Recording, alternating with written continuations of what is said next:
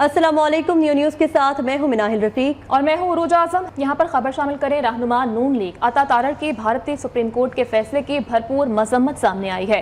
कहते हैं कि 5 फरवरी के फैसले की तौसीक करना शर्मनाक और अफसोसनाक है। कश्मीरियों की कुर्बानियां रायगाह नहीं जाएंगे। कश्मीर कॉज हमारे खून में है, इस फैसले को नहीं मानते। भारतीय सुप्रीम कोर्ट को अक़वाम मुत्तहिदा की करारदादों की धज्जियां उड़ाने का इख्तियार नहीं था।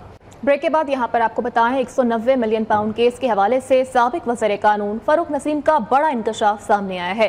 पीटीआई दौर के वज़ीर कानून बैरिस्टर फारूक नसीम का कहना है कि 190 मिलियन पाउंड केस से मुतालिक वज़ारत कानून से कोई राय नहीं ली गई। इस्लामाबाद हाई कोर्ट में सहाफ़ियों से गैर रस्मी गुफ्तगू में उन्होंने कहा कि केस से मुतालिक शहजाद अकबर कुछ लाए थे, याद नहीं कि काबीना में क्या हुआ था। इस हवाले से मज़ीद तफसीलात बताएंगे हमारे नुमाइंदे ज़शान सैयद ने हमें ज्वाइन किया है। जी ज़शान।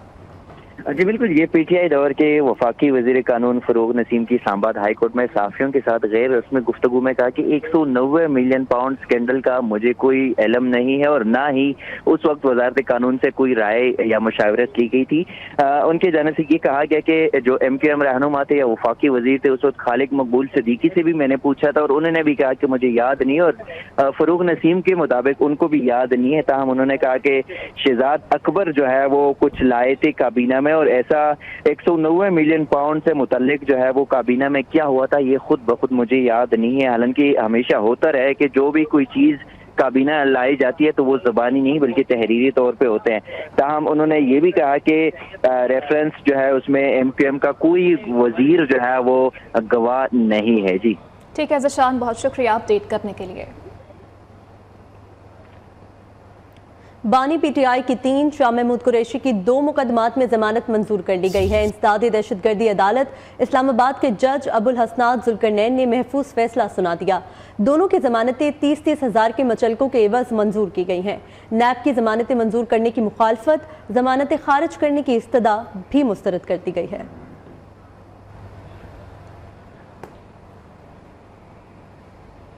यहाँ पर आपको बताएं बानी PTI बुशरा बीबी के खिलाफ गैर शरई निकाह केस काबिल समात है या नहीं, अदालत ने फैसला महफूज कर लिया है। District and session court Islamabad ने अहम केस की समात की है। आपको अपडेट कर रहे हैं इस हवाले से कि बानी PTI और बुशरा बीबी के खिलाफ गैर शरई निकाह केस काबिल समात है या फिर नहीं, अदालत ने फैसला महफूज कर लिया है, जबकि district and session court Islamabad ने अहम केस की समात की है। Welcome back. वज़ीर आला पंजाब मोहसिन नकवी का शहरियों के लिए बड़ा रिलीफ, जाने की जहमत ना इंतजार की कोफ्त। अब लर्निंग ड्राइविंग लाइसेंस ऑनलाइन भी बनेगा। शहरी घर बैठे लर्निंग ड्राइविंग लाइसेंस बनवा सकेंगे। निगरान वज़ीर आला पंजाब ने online learning driving license app का बाज़ाब्ता आगाज़ कर दिया। मोहसिन नकवी कहते हैं कि पेट्रोलिंग पोस्ट, खिदमत मराकज़ और पुलिस स्टेशन पर भी शहरियों को लर्निंग ड्राइविंग लाइसेंस बनवाने की सहूलत अब मिल सकेगी। तो आपको बराह रास्त लिए चलते हैं। निगरान वज़ीर दाखिला सरफराज बुगटी तकरीब से खिताब कर रहे हैं। साथी शहीद किया गया, दहशतगर्दों ने शहीद किया। जहां उनको दहशतगर्दी का चैलेंज है, जहां उनको दहशतगर्द मार रहे हैं, वहां पर हमारी मुअज़्ज़ज़ अदलिया हुक्म देती है कि उन पर FIRs किए जाए। ये लम्हा फिक्रिया है, हमें सोचना पड़ेगा कि ये जंग हम किस तरह लड़ रहे हैं। अगर हमने ये जंग बहैसियत रियासत लड़नी है तो हमें सब पिलर्स को ये जंग लड़नी पड़ेगी। ये नहीं हो सकता कि फिर कल CTD के ऑफिसर्स पे आप FIRs काटते फिरे। और दूसरी तरफ मुनज़्ज़म साजिश के तहत आप में से बहुत सारे लोगों को पता होगा कि वो लोग जो हमारी असेंबलीज में बैठ के उन दहशतगर्दों के लिए लेजिटिमेट वॉइसेस बने हुए हैं, हमारी मीडिया में लेजिटिमेट वॉइसेस बने हुए हैं, इन तमाम वॉइसेस का कुचलना बहुत जरूरी है। रियासत ने अगर अपनी जंग जीतनी है तो इस कंफ्यूजन से बाहर आना होगा। हमें अपनी सिक्योरिटी फोर्सेस को ऑन करना पड़ेगा और हम ऑन करते हैं और इंशाअल्लाह करते रहेंगे।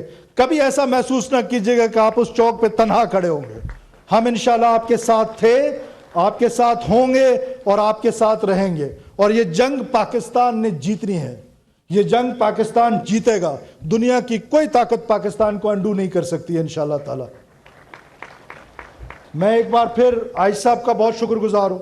फिर ये आइज साहब की जो काविशें हमने देखी वहाँ पर और आपकी पूरी टीम की, सब आप काबिल तहसीन हैं। आपको मैं मुबारकबाद देता हूँ कि आपने सबसे ज़्यादा ट्रूप्स की वेलफेयर पे जो है वो फोकस रखा है। मेरे से तो जब आपकी मुलाकात हुई है आपने हमेशा अपने ऑफिसर्स और ट्रूप्स की बात की है। अपनी ज़ात के हवाले से आज तक इन्होंने कोई बात मेरे से नहीं की।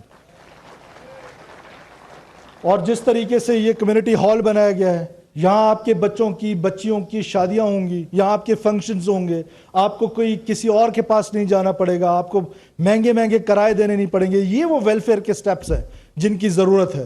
اور انشاءاللہ تعالی موجودہ حکومت 2 کے لمیٹڈ ٹائم ہے، بڑا لمیٹڈ مینڈیٹ ہے، آنے والی حکومت اس کو کنٹینیو کرے گی، کیونکہ ہم نے اپنے سیکورٹی فورسز کو، ہم نے اپنے اداروں کو مضبوط کرنا ہے. ادارے مضبوط کب ہوتے ہیں؟ جب ادارے ڈی پولیٹیسائز ہوتے ہیں، جب ادارے اپنا کام کرتے ہیں. اور انشاءاللہ تعالیٰ وہ دن دور نہیں ہے کب ریئلائزیشن آ رہی ہے. یہ ریئلائزیشن آ رہی ہے کہ ان اداروں کو مضبوط ہونا ہے، ان اداروں کو ڈی پولیٹیسائز ہونا ہے، ان اداروں کو اپنے پیروں پہ کھڑا ہونا ہے. اور اداروں کی بھی ذمہ داری ہے، اور وہ ذمہ داری کیا ہے کہ ایمانداری سے اپنے فرائض منصبی ادا کریں. ایمانداری، کریکٹر. دنیا میں سب سے امپورٹنٹ چیز کردار ہے. کردار ہی تھی کہ جس سے صرف چند لوگوں نے ودن 30 ایئرز پوری دنیا پہ قبضہ کر لیا، آدھی دنیا پہ قبضہ کر لیا. کردار کیا تھا کہ پہاڑ کے پیچھے اگر کوئی کہے لشکر آ رہا ہے تو سب لوگ مان لیں گے، صادق اور امین. یہ وہ کردار ہے جس فٹ سٹیپس کی ہم نے پیروی کر رہی ہے. آگے بڑھیں اور آپ کو بتائیں 15 پر موصول ہونے والی کرائم کالز کے حوالے سے کارکردگی رپورٹ جاری ہو گئی ہے. لاہور پولیس کی مؤثر مانیٹرنگ کی بدولت گزشتہ 6 ماہ کے دوران پراپرٹی کرائم میں نمایاں کمی آئی ہے. 6 ماہ کے دوران ڈکیتی، چوری، نقب زنی، گاڑی چوری اور چینا چپٹی کی وارداتوں میں بھی کمی ہوئی ہے.